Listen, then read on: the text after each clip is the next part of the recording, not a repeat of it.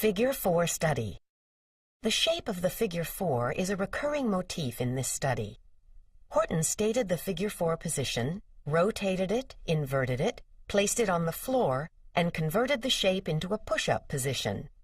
This is one of the longer studies which includes level changes, tempo changes, and contrasting dynamics. Lester Horton's range of creativity and his facile ability to invent movement shapes are apparent in this figure 4 study. In the first 4 bars, the basic figure 4 is established. The next 2 phrases enhance that original statement. As the foot slides up the leg to establish the figure 4 shape, it must be pointed correctly. The leg must remain turned out for the full 4 counts.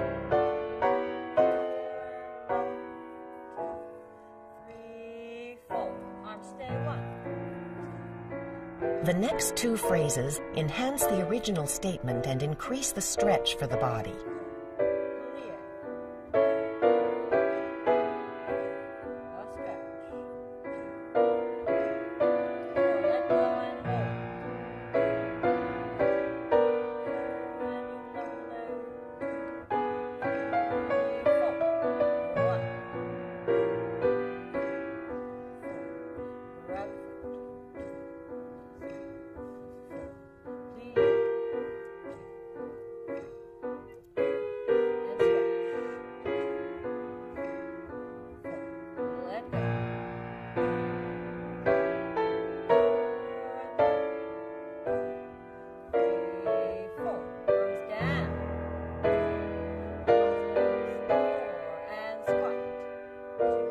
In the figure 4 squat, the back should remain straight, the elbows on the shin, and the buttocks as close to the standing heel as possible. This is a primitive squat descent on one leg.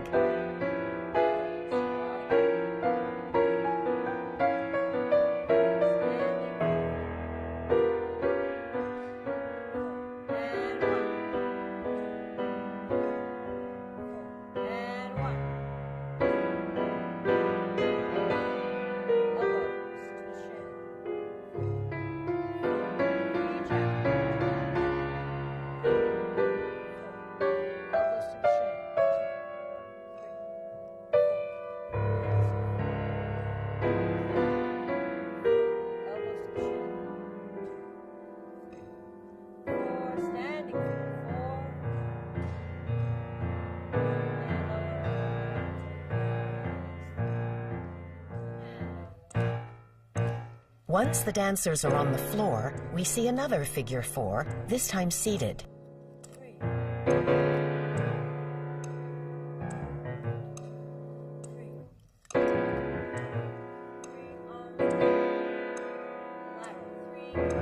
In this cross-leg position, the dancers execute the basic lateral stretch of the torso.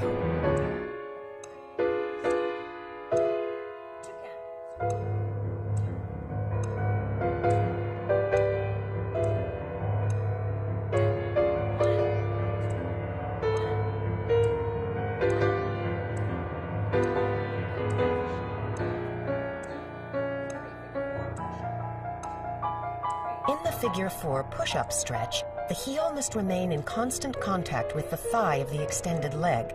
This quarter turn adds interest and an opportunity to view the figure 4 position on another plane. The dancers change both the tempo and the dynamics for the next phrase. The previous phrase was performed with a lyrical quality of 3. Now the tempo suddenly changes to a percussive 7-count phrase. The transition to the other side includes a deep forward lunge and a pivotal descent. The dancers repeat all of the floor work to the other side.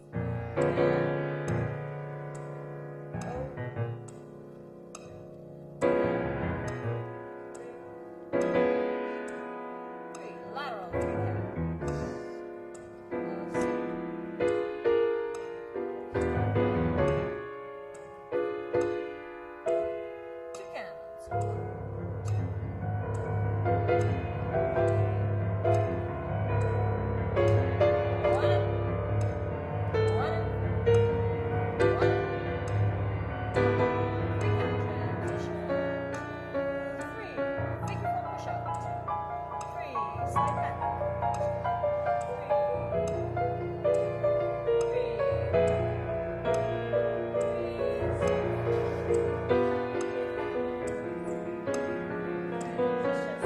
hip should slide toward the hand on the floor on count 1, away from the hip on count 2.